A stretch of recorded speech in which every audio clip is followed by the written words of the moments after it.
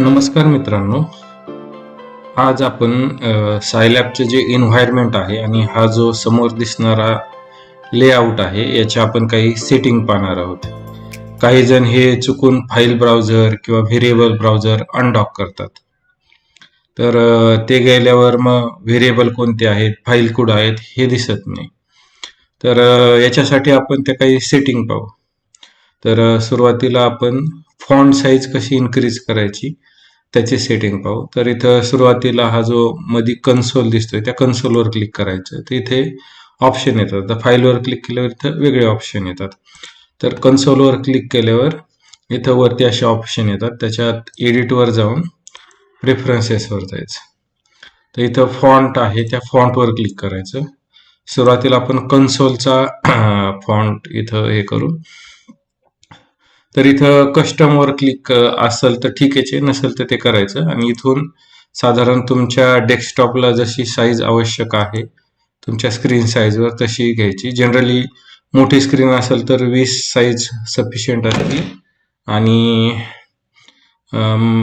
छोटी स्क्रीन असल्यावर 16 पर्यंत साईज ओके आहे. त्याच्यानंतर साइन आउटला जायचं, पुन्हा तिथून 16 साईज करायची.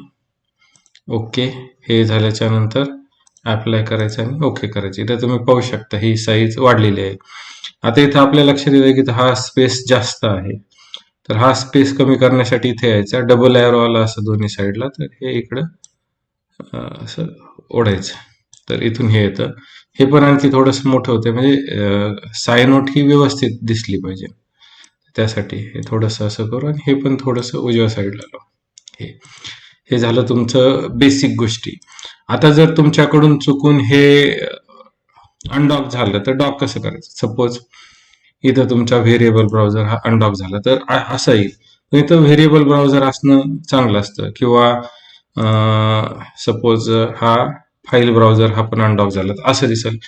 जो ओरिजिनल व्ह्यू होता तो व्यवस्थित होता. अशा वेळेस काय करायचं? पुन्हा पहिल्यासारखा व्ह्यू आणायचा. जरी तुम्ही सायलॅब इन्स्टॉल आणि अनइन्स्टॉल केलं तरी असंच येणार ते. मग काय करायचं त्याच्यासाठी? तर असं झालं पुन्हा ते आणण्यासाठी हे सगळं आहे हे अनडॉक करायचं. हे पण काय करायचं? अनडॉक करायचं. आता इथे यायचं एडिटला, एडिटवर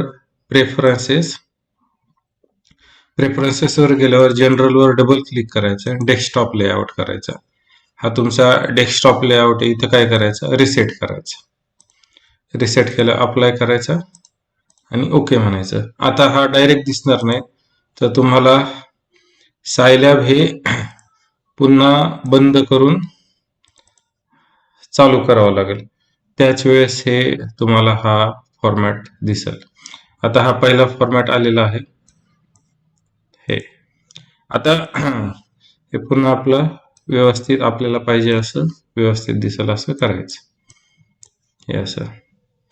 आता मला काय करायचंय?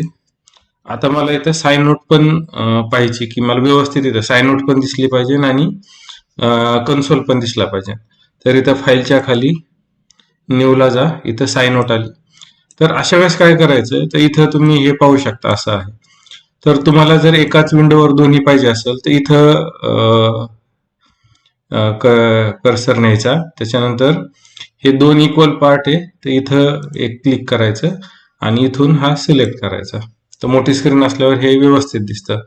म्हणजे इथं तुमचा साइन आउट येतो आणि इथं तुमचा काय येतो? कन्सोल येतो. म्हणजे एकाच वेळेस काय होऊ शकतं? तुम्ही प्रोग्राम रन केल्यावर इथं हे करू, आपण एक प्रोग्राम करू साधा. डिस्प्ले हॅलो वर्ल्ड, हा झाला छोटासा प्रोग्राम. याला सेव्ह करू.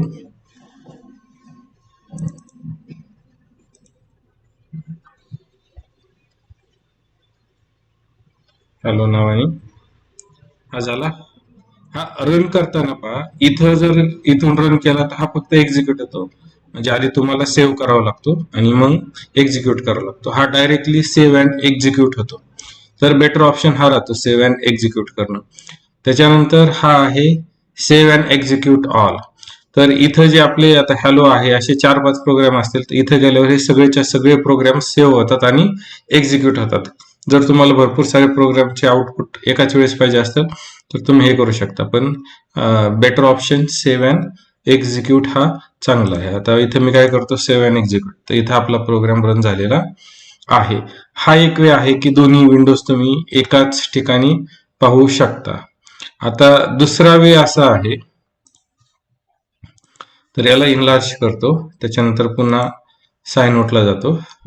तर याची अशी साईज तुम्ही कमी जास्त करू शकता. असा डबल बाण आला तर हे कमी जास्त करू शकता. आता मला काय करायचं, एकाच वर सगळं पाहिजे, तर मी अशा वेळेस काय करतो, याला वाटलं तर CLC करू आपण, नाही केलं तरी चालतं.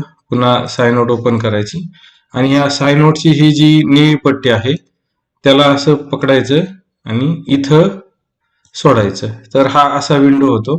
म्हणजे हा आणखी सोयीस्कर कसा झाला की इथंच तुमचा वरती साइन आउट आहे आणि इथंच खाली कन्सोल आहे. याला कमी जास्त साईज करू शकता तुम्ही अशी, याची कशाची पण. आता इथं मी डिस्प्ले हॅलो वर्ल्ड आणखी एक ऍड करतो, डिस्प्ले 2+4. आता मी हे रन करतो, तर इथं पहा दोन्ही इथंच रन झाले. तर अशा वेगवेगळ्या प्रकारे आपण सायलॅब हे वेगवेगळे लेआउट करून आपण ते व्यवस्थित करू शकतो.